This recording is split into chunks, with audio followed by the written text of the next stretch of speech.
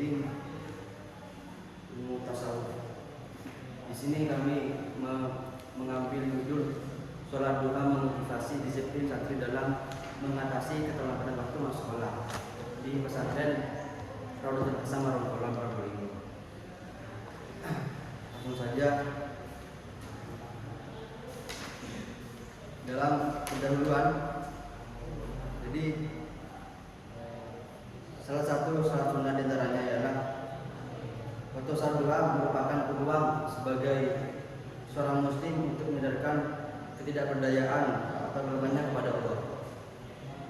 Karena banyak ketika waktu masuk sekolah santri merasa telat ketika hendak sekolah, sehingga dengan adanya pendahuluan sholat duha dengan menggunakan disiplin santri dan mengatasi keterlambatan, hal itu menjadi suatu hal yang terbaik bagi pesantren lebih maju pada kedepannya.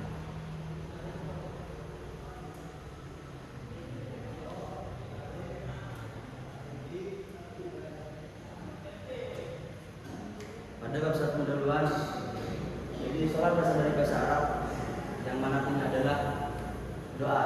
Sedangkan sholat syara adalah yang diawali dengan takbiratul ihram dan juga diakhiri dengan salam.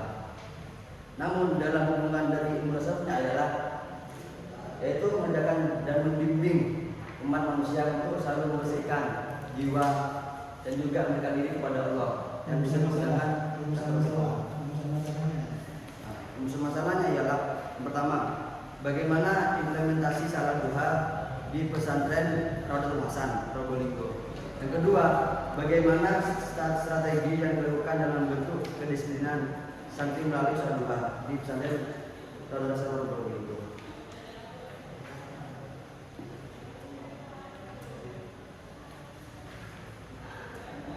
Lanjut, yang kajian teori yaitu bahwasanya salat duha itu merupakan sholat yang dilakukan pada waktu terbitnya matahari hingga terbitnya matahari. Dan juga banyak di situ sunnah-sunnah dan juga fadilah apabila kita mengamalkan salat duha ketika hendak mencari ilmu, karena bisa memudahkan kita dalam mengamalkan ilmu dan juga bisa memahaminya.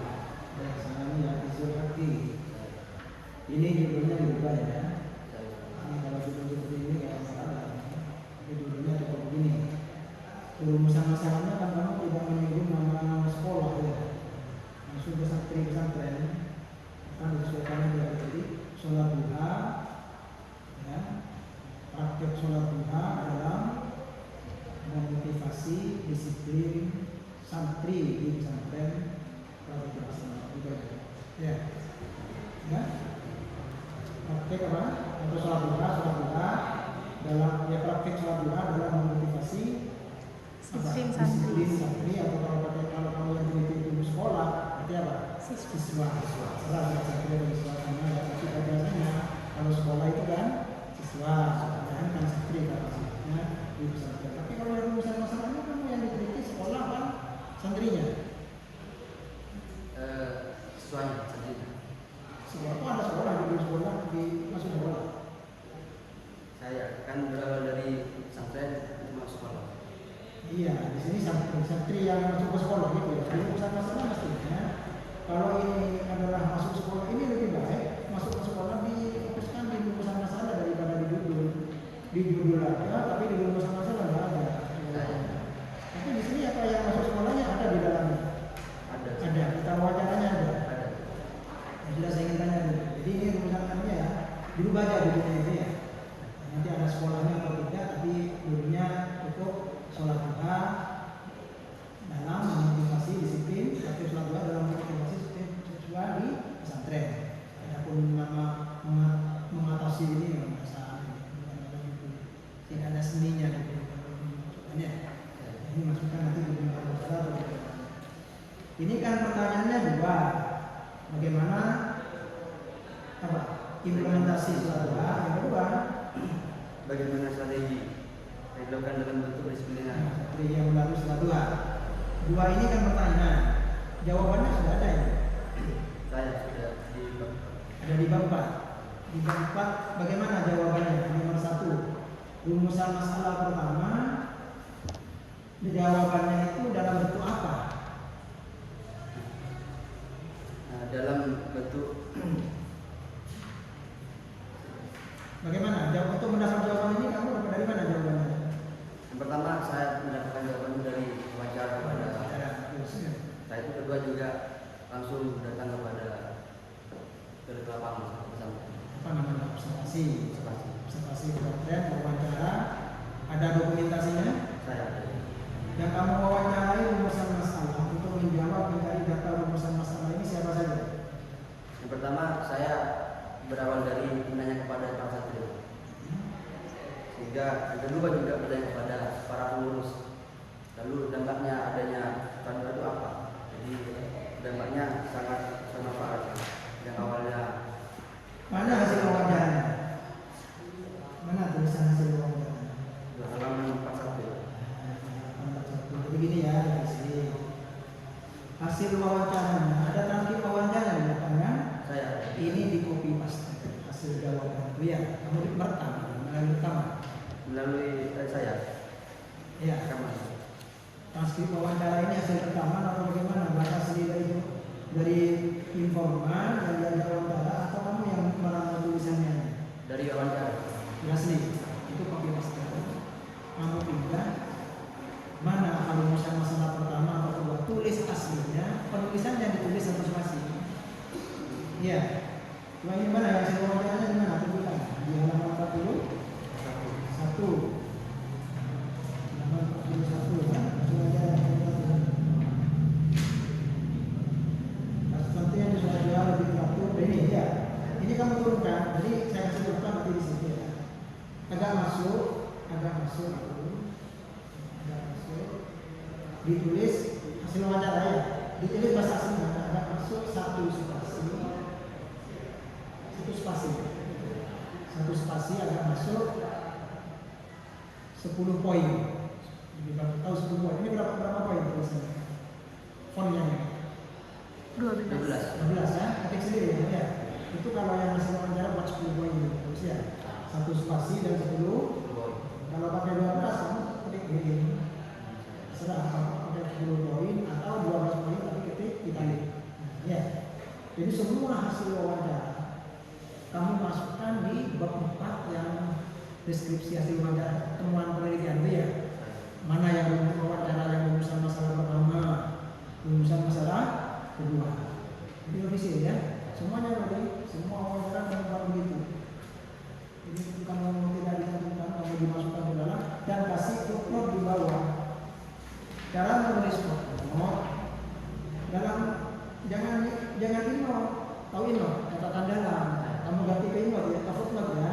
Cara menulis footnote cukup begini, misalnya wawancara dengan siapa kasih footnote di bawah, tulis hasil wawancara. Hasil wawancara titik 2 di transkrip wawancara itu kan ada kode. Paling atas kode nomor 01 kode itu ya. Nah, kodenya aja tulis kodenya saja. Ya, kode di mana? Di transkrip, kode di transkrip. Semuanya kamu baru gitu ya. Jadi kamu copy yang ada di transkrip itu mana yang wawancara, tinggal copy paste aja. Misalnya buat satu spasi agar masuk 10 poin. Kasih footnote di bawahnya hasil wawancara. Apa? Kodenya itu kamu tulis hasil bawahnya titik 2 kodenya.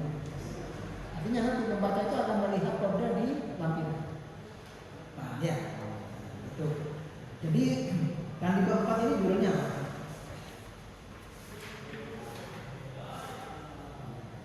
Penelitian dan pembahasan. Ini kok besar hasil penelitian tulisannya? Berapa poin ini? 12. Bukan lebih besar mana yang di bawah? Ini 14 ini, tidak boleh ya. Tidak boleh ini ilegal. Semuanya harus 12 poin ya. Semua 12 poin. Yang besar itu hanya cover judul.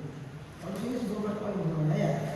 12 poin. Nah, isinya yang ada hasil penelitian, ada pembahasan. Nah, yang hasil penelitian ini isinya adalah lokasi. Lokasinya kan sudah ada ya. Yang kedua deskripsi data. deskripsi data.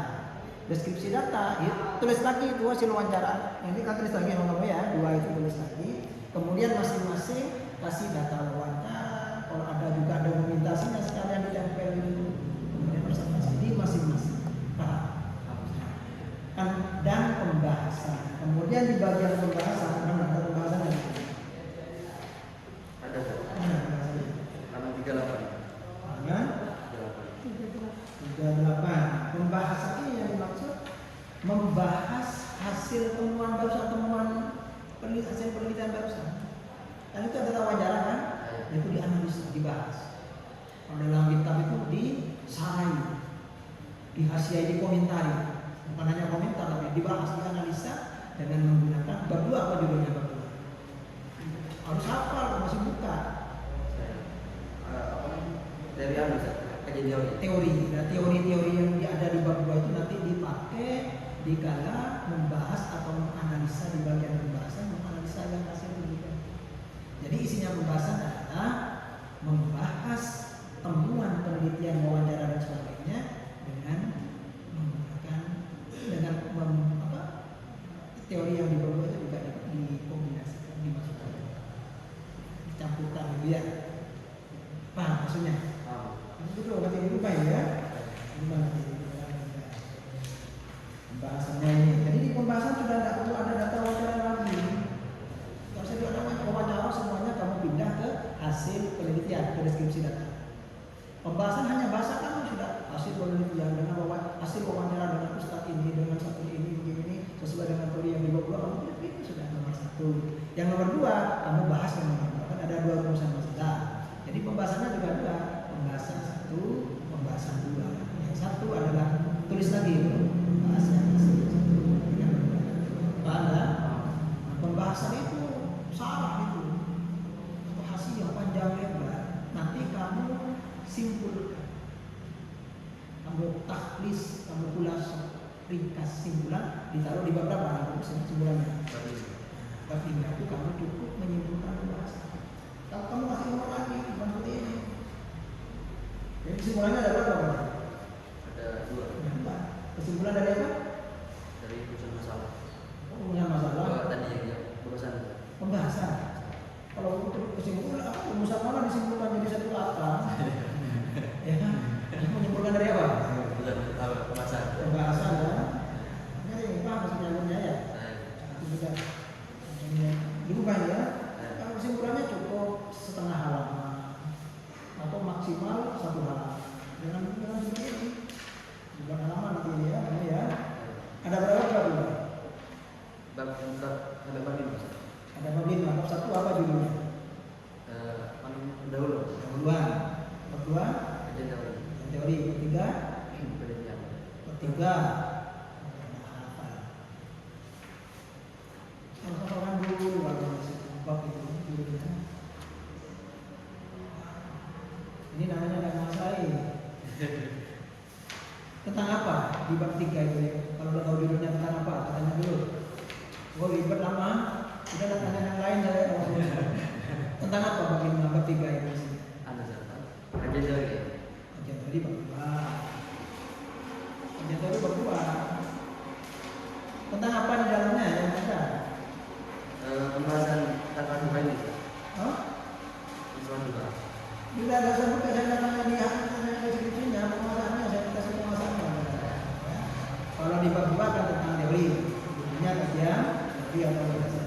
Kalau yang bab 3 tentang apa di dalam? Tentang pembahasan baru. Pembahasan? Atau kajian teorinya. Kalau kajian teori kan tentang